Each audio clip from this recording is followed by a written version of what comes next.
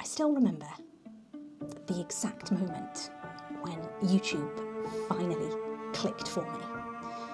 I was sat in this exact little studio. I was about 5 videos in, and I was talking to my camera like a hostage negotiator rather than a friend.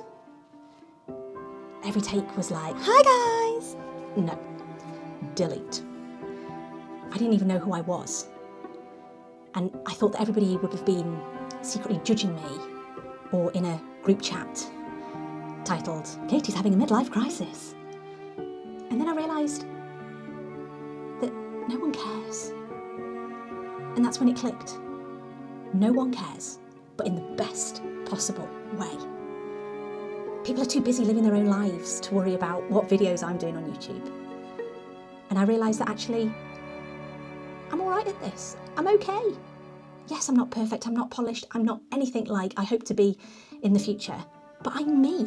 Absolutely, honestly, me.